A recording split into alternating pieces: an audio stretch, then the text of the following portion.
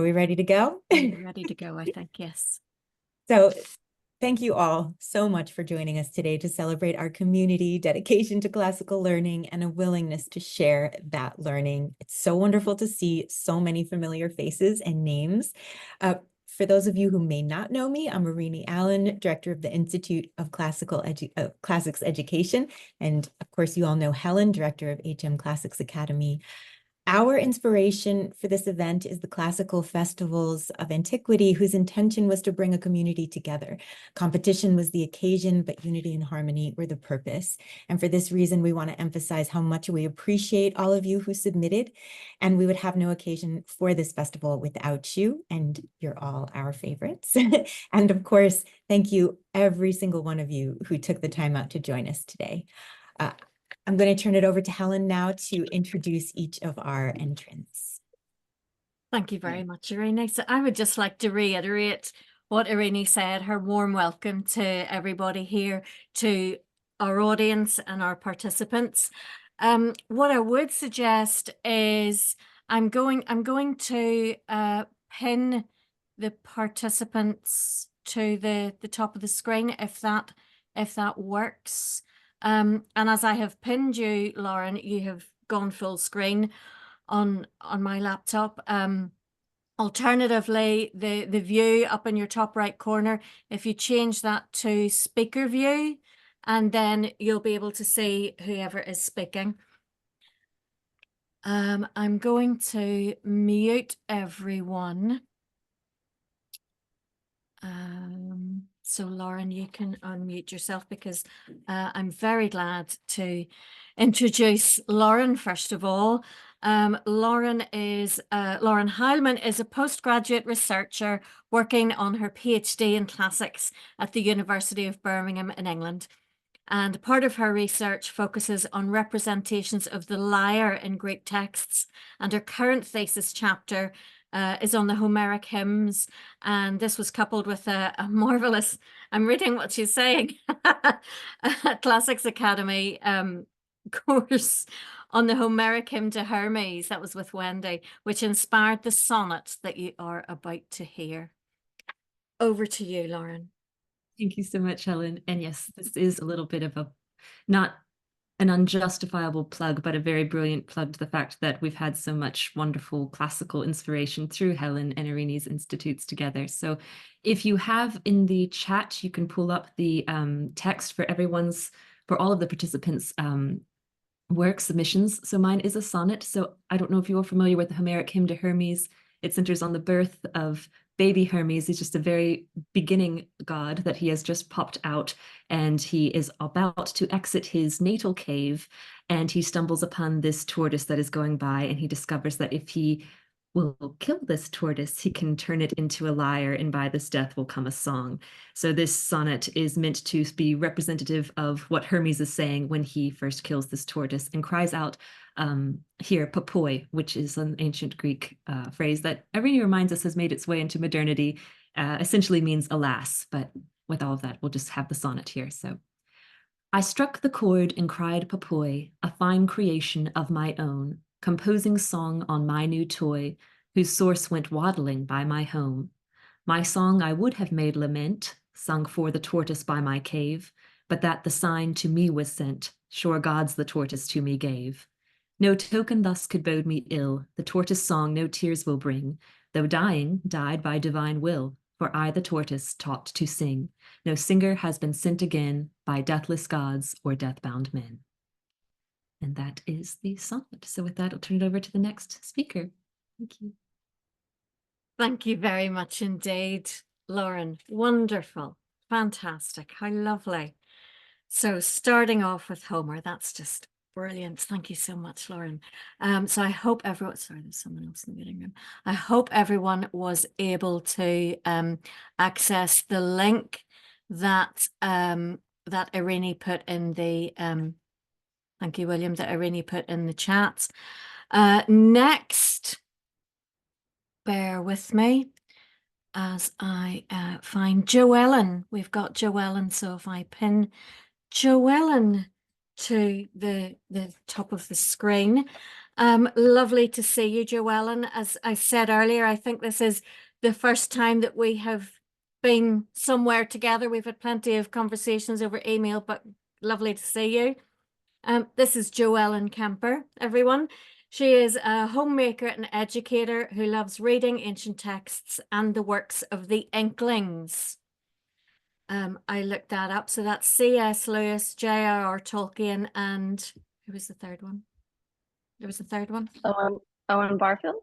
Yes, thank you. Joellen believes that words have the power to heal, which is why she finds herself returning back to these poets in all seasons of her life.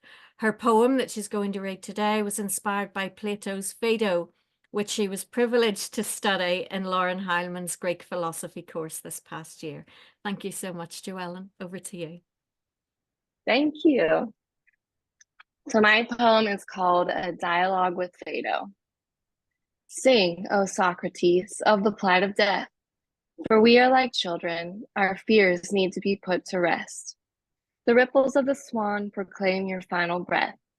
Neither tremulous nor haughty, its refrain is steadfast.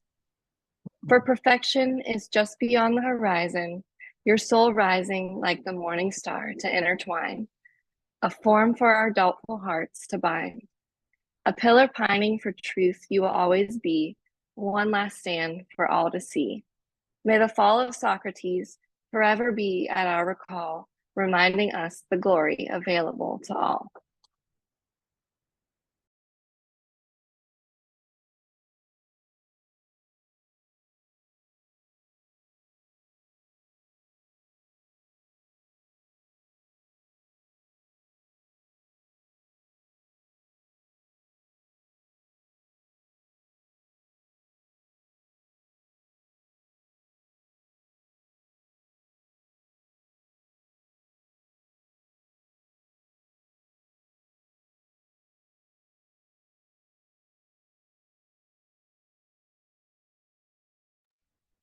Helen, I believe you're speaking, but you're muted.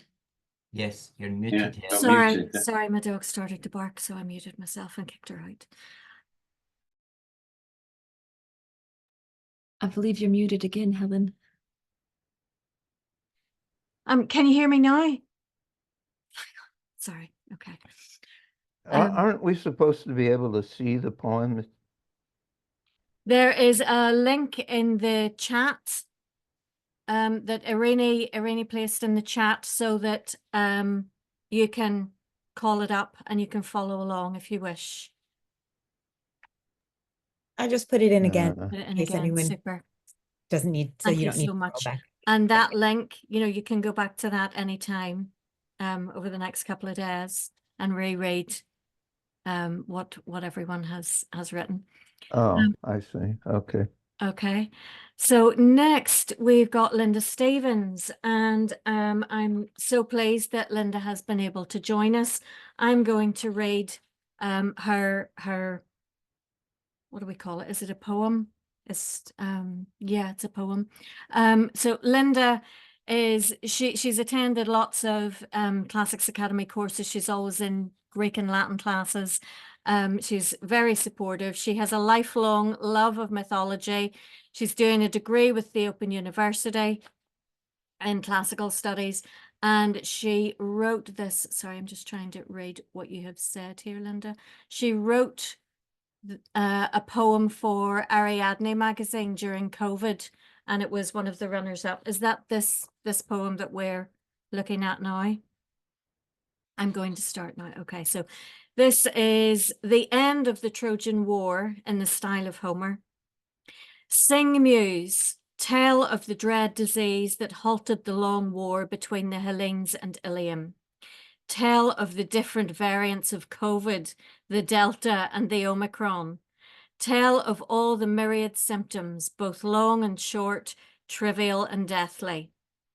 The long war ended, not with the glorious battles between heroes, no slaughter of Hector by Achilles, no slaying of Achilles with an arrow shot by Paris, no trickery from wily Odysseus.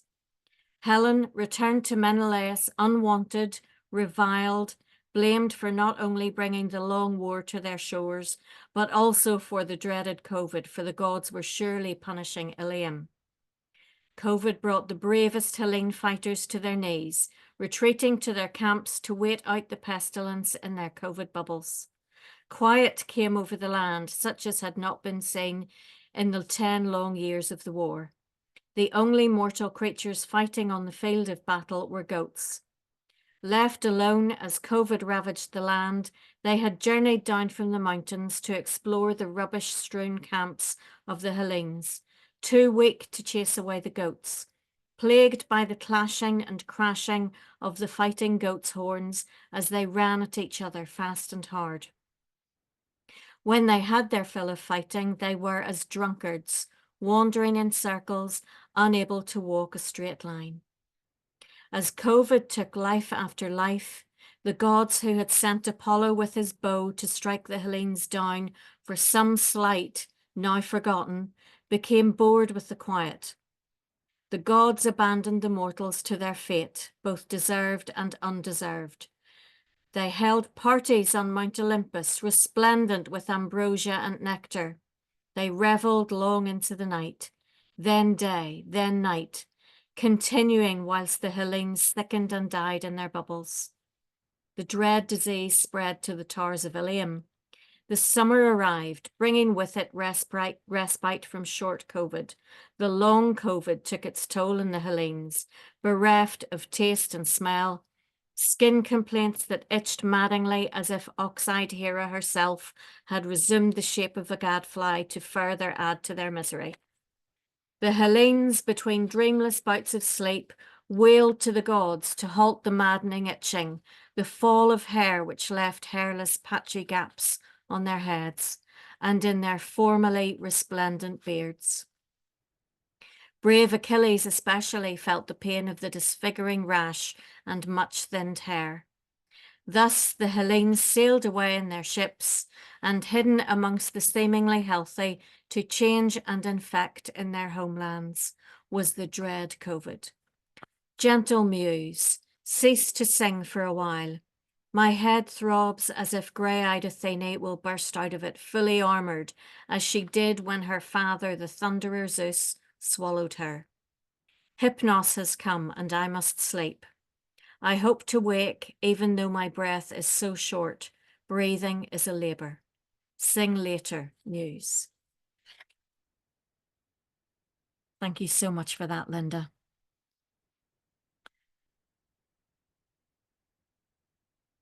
Next on our list is Zoe. Where is it? There you are, Zoe. Hi, Zoe. Going to pin you. Hi. Unmute yourself. Off you go. Well, I've got to introduce you first, don't I?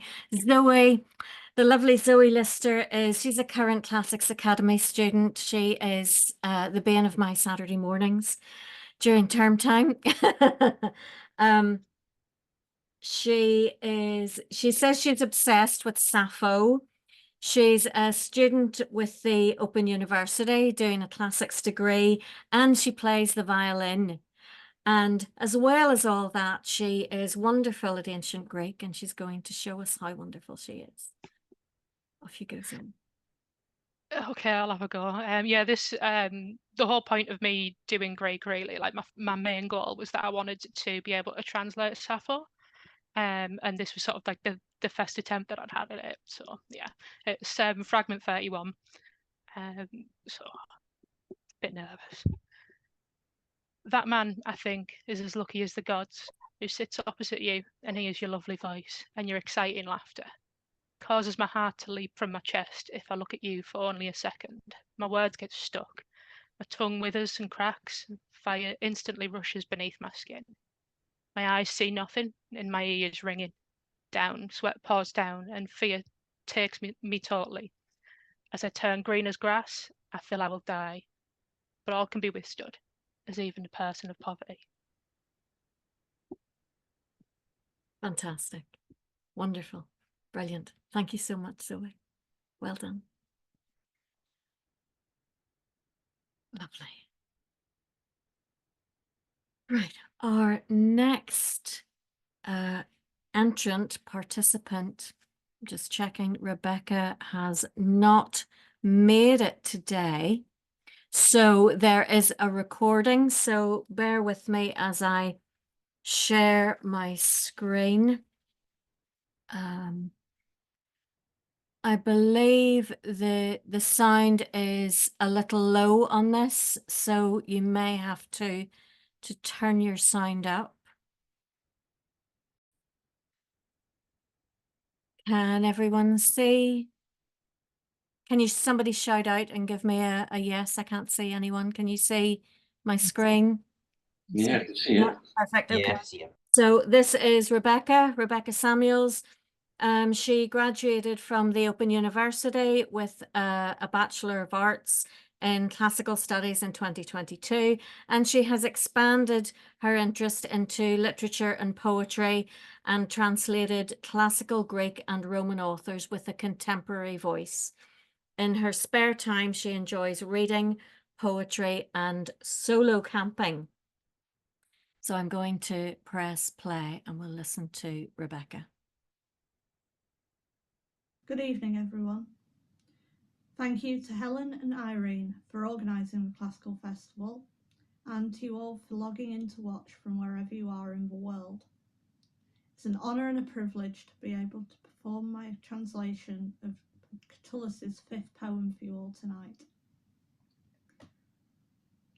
We're here, eyes sparkling and chests heaving, and love is the best part of that. The opinions of age and envy are worthless to us. Hours and days stretch out before us, then race by, till all that's left is interminable eternity in a dark bed for one. Kiss me 1,000, 100, 1,000, 100, 1,000, 100 times. And when my lips are bruised by more kisses than I can count, we'll never know the final score, and so save ourselves from the jealousy of those who want to know the myriad times and ways in which our mouths have met. Thank you. Enjoy the rest of your evening.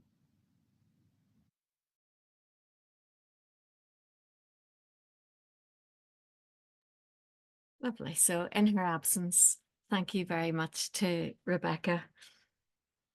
Our next entrant is Eli. Eli, I am going to pin you. Eli, you're very welcome. Eli Ben Joseph was born and grew up in Brooklyn, New York. He has lived in Israel since 1974 and has a PhD in history from Haifa University. Eli is now retired, but he taught English at Bar-Ilan University for 30 years. I hope that's accurate. Eli has two pieces for us this evening. One is a translation, a version of Odyssey, Book 15. And I'm searching for the other. Maybe you could tell us, Eli, what the other is. It's a poem. It's a poem based on Horace's Ode 2.3. Okay, lovely. Which one are you going to begin with? I'll start with the Horace poem. The piece from the Odyssey is a little long, but I didn't have it out, but I will get it. Okay. Now this poem was written by Horace to his patron Gaius Maecenas, but I turned it into something more general, and I made it my poem, even though I tried to follow the original construction by keeping the same number of syllables per line. Okay, you can't take it with you. Stay balanced, whether or not misfortune pounce or wealth fail to prop your equanimity. For be assured, in spite of all your credit cards, you'll find your time has come. Whether you have only worked on Easy Street, relaxing days off at a country estate, taking the time to stretch your legs or sit and sip a bit of wine or beer, where perhaps a maple and magnolia sway, enjoying each other's company, and cast welcome shade upon where headlong flows and eddies a river's meander. Some lush abode where you may enjoy your drink, and fragrant honeysuckles, though wilt they will, for long as time allows, all's well, well enough, with all your many treasures. Still you must bequeath all that you have acquired, all you call yours, your cars and yachts, not the least, homes too. Your heirs get everything. Divide whatever you think your pleasure. Whether or not you're a fellow who takes flights first class or cruises seas, enjoying cuisine on luxury liners, the time will surely come you will say your last so long. Your final journey is one we all must take, but you won't have to pack a single valise. There's no need for luggage downstream within a vessel adrift forever. Okay, so Thank you, Eli. Fantastic. that's that one, but I have to look for the other one. I didn't think you'd want to hear it because it's a little long. Do you Let's want us see. to come back to you, or do you have it handy? Maybe you should come back to me. Okay. We'll come back to you. Alrighty. Sorry, I have too many bits of paper here. Our next piece is from Graham. Hi, Graham. Are you there with us? Can I pin you? Are you able to read to us, Graham? Is Graham there? I'm not muted. No. Are you there, Graham? We'll come back to you.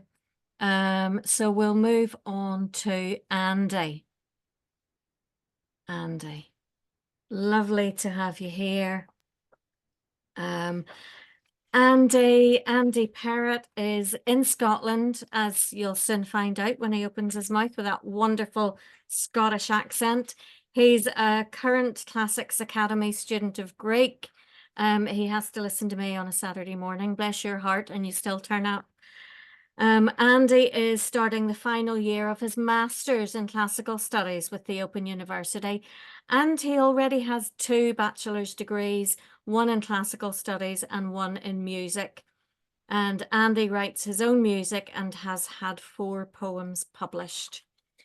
And today Andy is going to read us Oedipus the poem. Off you go. Over to you. Thank you. This is just something I was thinking of the Oedipus story, and it just kind of came to me. I will say I have changed one word that I should have changed a while ago, and I only noticed it this afternoon, so forgive me for that. Oh, Oedipus, why did you even try to delve into your family history? You should have known the seeds were sown by the fatal words of the oracle's prophecy. You were just 3 days old when King Laius told Queen Jocasta that you had to be killed, left nailed by your feet like a piece of scrap meat for the vultures to gorge on the spills. But now you are the king, you've defeated the Sphinx, and you've married the new widowed queen. And the Thebans were saved from the terrible plague. But things are very rarely what they seem. Now a Theban seer, he was summoned here, and was forced to reveal what he knew. For although he was blind, he could see with his mind all the things that were about to ensue. Tell me though, did Jocasta know that her spouse and her son were the same? And did she secretly hide the truth from thee? Is she really the one we should blame? Now Tiresias was serious when he told Oedipus, you're the one, for it's you, you see, who's the killer you seek, of your father, and so justice must be done. But now Jocasta's dead, hung by her neck, in her chamber in shame for her sins. And Oedipus cried as he gouged out his eyes, and his tears like scarlet rain ran down his chin. Oh, Oedipus, why did you even try to delve into your family history? You should have known the seeds were sown by the fatal words of the oracle's prophecy.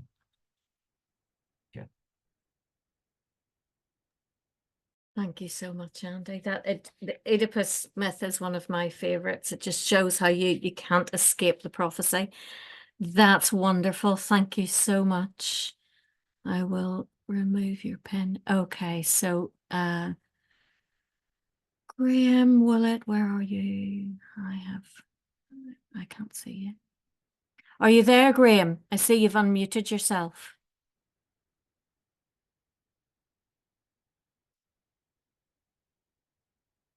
I can't hear you. Are you there?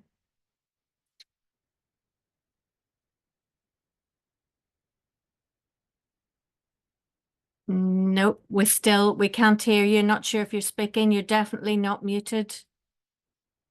But we can't hear you. So we shall go back. Eli, are you ready again? And if you'd like, I can pull it up, Helen. I can share the entries so that Eli can read off the screen if that's easier. I have it. I have it here. You've got it there. Okay. Super. Thank you. Okay, it's Odyssey, Book 15, and it's Eumaeus, Odysseus' servant, talks about how he ended up in Ithaca, and it's a story in itself. In a way, it reminds me of the Decameron. It's like a story within a story, and it shows the digressive nature of epic. So it's complete in itself. Beyond Ortygia is Syria, an island realm, a land rich in herds and flocks, in wine and wheat. And famine is unknown there. People don't get sick except before they die, when they are old and gray. My father, Theseus, Ormenus' son, ruled the land. Phoenician traders came and moored their dark ship.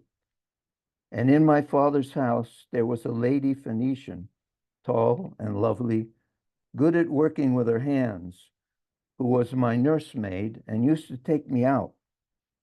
She got hoodwinked by the smooth Phoenician crew. One of them made love to her by the dark ship. He asked her who she was and where she'd come from. She pointed a finger at my father's towering house, saying she'd been taken from the town of Sidon.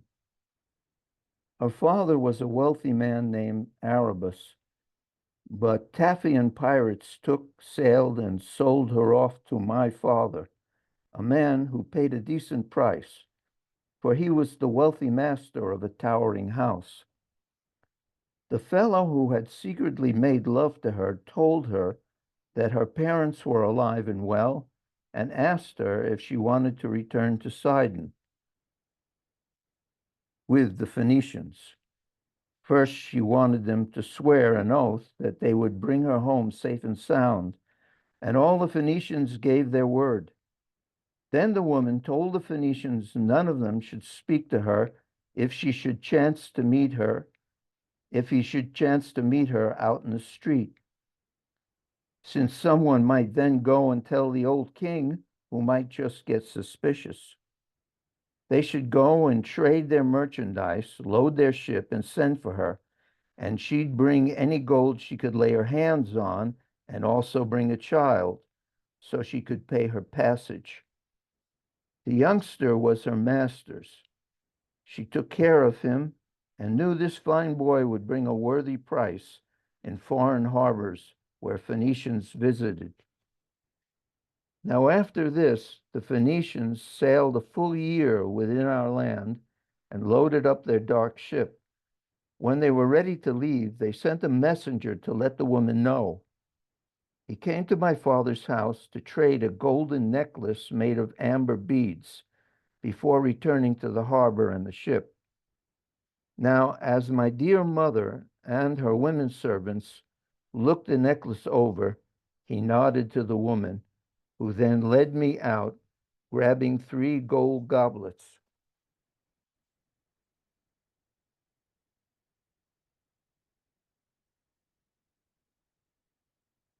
On her way, I followed her with hardly a thought. Then the sun went down and everywhere grew dark. We sped down to the harbor and the Phoenician ship. They took us on with them, and then they all set sail upon the sea, and Zeus sent them a favorable wind. We had sailed 6 days when the woman became sick and dropped dead in the hold. A few men then threw her overboard, and I was left there sick at heart. Yet soon wind and waves brought us to Ithaca, where good Laertes bought and brought me to his home. Then God-given Odysseus replied to him, "You've touched my heart, Eumaeus, with a sad story. Yet Zeus has turned bad to good. Despite your woes, you came to a kind man's house and have a good life. And I myself have come here as a wanderer."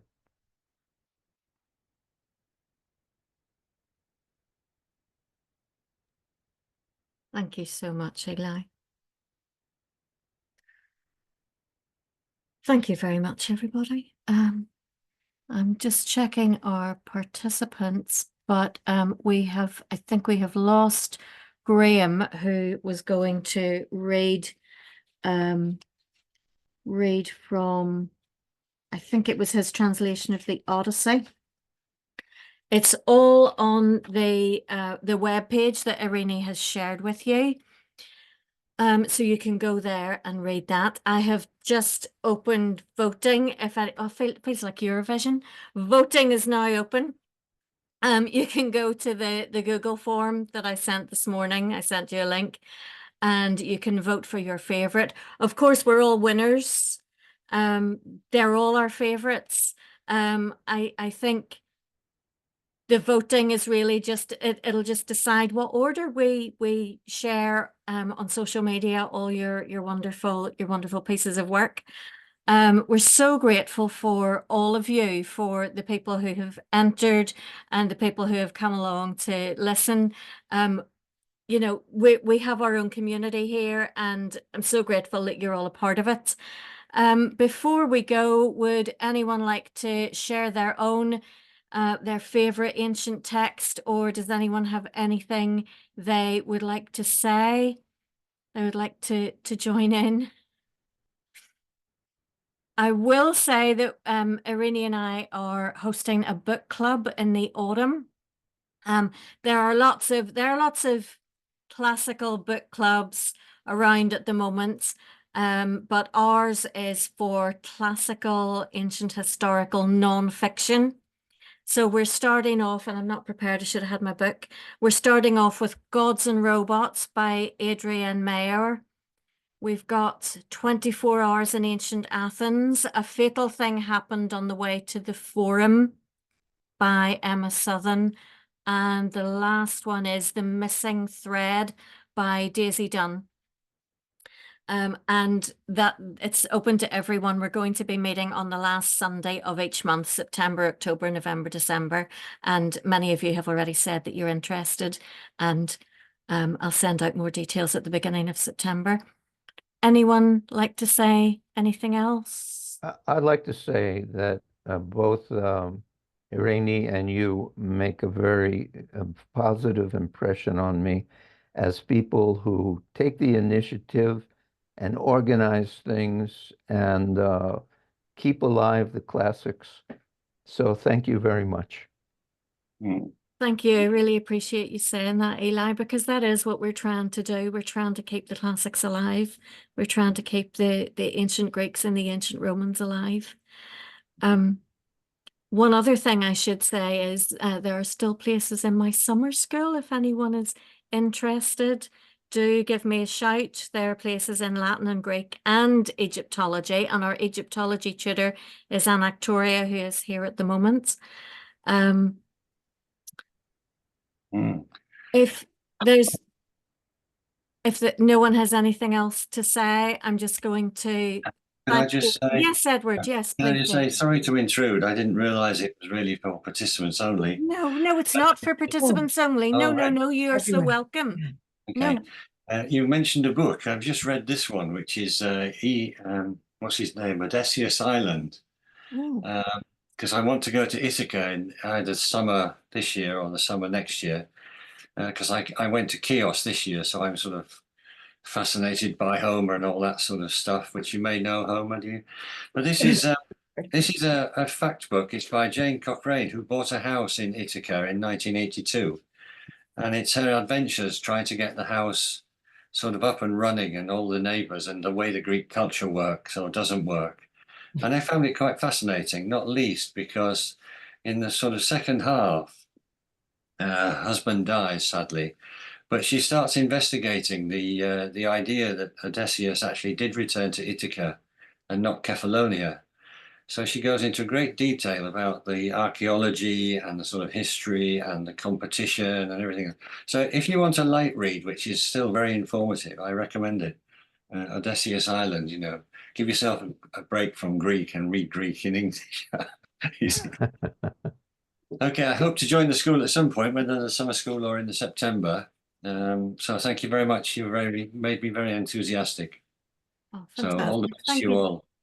I just I have to say my family is from Chios, so it's always really exciting to hear somebody visits because we're not very well known among tourists, but we actually. Oh, it's a brilliant place. Yeah, I mean, you may know that the UCL they do a summer school there every year. I went there 1 year with Anthony Macronos, who was the sort of leader of that, and it was the 10th anniversary. So to sit on what they call Homer's Rock and read Homer was amazing, not least because one of my best friends was also into Greek and he died 2 years ago. So I took the book and I left it on the island because it was a sort of, if you like, it was what do you say? It was a sort of symbol to him that Greek still lives, and so does he in my mind and my heart. But Chios is really lovely and worth a visit for anybody who hasn't been. So I shall go now. I won't vote because I don't think it's fair that you've done all that work. Thank you so much, Edward. No, it's very interesting. And that's a beautiful thing that you did, leaving the book on Homer's Rock. Absolutely beautiful. Well, it's another reason I want to go to Ithaca, because in his funeral they read from the poem by the Greek, what's his name now? Is it Cavados or somebody? Cavafy. Cavafy. And he talks about when you go to Ithaca, make it a good journey and all, and it was just beautiful. I'm going cold now just thinking about it. And I think it's really quite interesting that even if you don't know a lot of Greek, the Greek in English still comes across so powerfully. Really, really beautiful. The way they thought and the way they expressed their thoughts, as you know better than I do, is really touching. So there I'll be with another book. Anyway, goodbye to you all for now. Thank you so much, Edward. Anything else that anyone like to add? Or I will pass over to Irene. Yeah, I was going to say, I just want to thank everyone for sharing such a wide range and wonderful range of conversations and responses to the ancient world. Helen and I so appreciate all of you for joining us today, for your support and your friendship, and for being part of our community. And I just want to say, and I know I speak for Helen, that we look forward to seeing you again, whether it's at the summer school or in the fall or in the book club or wherever. Yeah, just very grateful for Helen and all of you. So thank you so much. Yeah, I'm very grateful for all of you. Yes. Thank you so much. Don't forget to vote. Yeah. And thank you It's- so much to our speakers. All wonderful. It's just as well I didn't have a question because you don't allow me to give you questions.